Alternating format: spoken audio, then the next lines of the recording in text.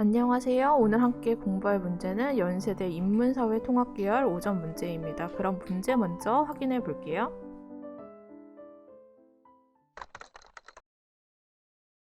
연세대는 두 문제가 각 소문항 2개로 이루어져 있는데요. 총 4개라고 생각하시면 될 것 같아요.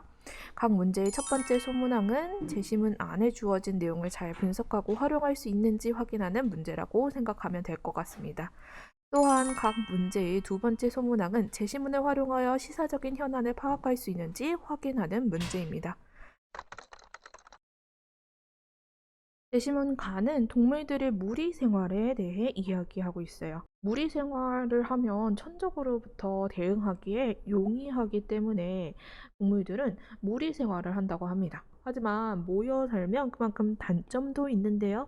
먹이 경쟁을 해야 하거나 질병에 걸릴 가능성도 높아진다고 합니다. 그래서 적절한 수만큼 모여 살고 적절한 수는 종마다 다르다고 합니다. 즉, 제시문 가의 핵심 요지는 동물들의 무리의 수는 천적으로부터 대응, 먹이의 양, 질병 등의 외부 요인의 영향을 받는다가 될 것 같습니다. 제시문 나는 에드워드 홀의 공간 개념을 설명하고 있어요. 인간의 공간 인식은 사회 문화적으로 이해해야 한다고 주장합니다. 특히 에드워드 홀은 거리를 4단계로 구분하였는데요. 친밀성의 거리, 개인성의 거리, 사회성의 거리, 공공성의 거리로 나눕니다. 이렇듯 인간의 공간 인식은 역동적이라 합니다. 즉, 제시문 나의 핵심 요지는 인간은 사회 문화적으로 공간을 인식하고 이러한 인식은 역동적이기 때문에 변화가 가능하다가 될 것 같습니다. 제시문 다는 최근 실시하고 있는 사회적 거리두기에 대한 A와 B의 대화예요. 이 둘의 대화를 통해 직업이나 사는 곳 등의 이유로 사회적 거리두기를 할 수 없는 집단이 있음을 알 수 있죠. 제시문 라는 코비드-19를 막기 위해 사회적 거리두기 정책을 실행 중인 4개의 국가의 문화적 조건과 확진자 수를 그래프로 제시하고 있어요. A국과 C국의 기준거리는 3피트이고 B국과 D국의 기준거리는 6피트입니다. 그래서 A국과 C국의 확진자 수는 많고 B국과 D국의 확진자 수는 적을 것이라고 예상할 수 있는데요. 현실은 다르죠. 4개 국가를 확진자 수를 기준으로 나열하면 B, C, A, E입니다. 이러한 현상은 사회적 거리두기 기준만으로는 설명하기 힘들어요. 따라서 4개의 국가의 문화적 조건을 확인해야 합니다. 둘을 비교해보면 개인적 삶을 우선시하는 국가일수록 확진자 수가 늘어남을 확인할 수 있죠. 즉, 문화적 조건이 확진자 수에 영향을 주었음을 파악할 수 있습니다.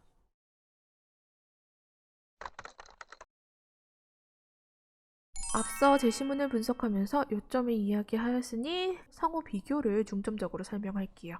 제시문 가와 나는 동물과 인간을 비교한 글이에요. 특히 거리라는 것에 주목하고 있는데요. 연세대 문항해설에서도 가에서는 동물들의 생물학적 거리를, 나에서는 인간의 사회 문화적 거리 감각을 짚고 있습니다. 제시문 가에서는 동물들의 생물학적 거리가 천적으로부터의 대응, 먹이의 양, 질병 등 외부 요건에 따라 달라진다고 보고 있어요. 반면에 제시문 나는 인간의 거리는 사회 문화적 조건에 따라 달라지는 경향이 있다고 합니다. 2-1번 문제와 관련해서 주목해야 할 문장들이 있는데요. 제시문 가에서는 무리를 지어 살면 천적으로부터 살아남을 확률이 높지만 먹이 경쟁을 해야 하고 질병에 걸릴 가능성도 높다라는 문장에 주목해야 합니다. 이 말은 무리가 클수록, 즉 생물학적 거리가 가까울수록 질병에 걸릴 가능성이 높다는 것으로 해석할 수 있어요.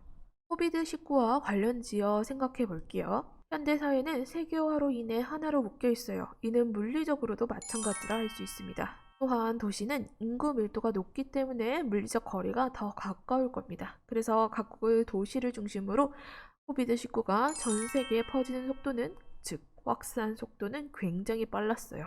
다음으로 제시문 나에서는 에드워드 홀에 따르면 공간에 대한 인간의 지각은 역동적이며 그들의 행위에 연관된다라는 문장에 주목해야 합니다. 각국의 정부는 코비드19에 대응하기 위해 사회적 거리두기 정책을 펼쳤어요. 이는 사람들의 거리인식을 변화시키려는 시도라고 볼 수 있죠. 개인보다 공동체를 더 중시하는 문화를 가진 국가에서는 사회적 거리두기를 잘 지켰습니다. 이렇게 국민들의 거리인식을 잘 바꾼 나라에서는 코비드19의 확산 속도가 감소하였는데요. 이처럼 사회 문화적 조건에 따라 공간에 대한 인간의 지각은 다르며 변화할 수 있습니다.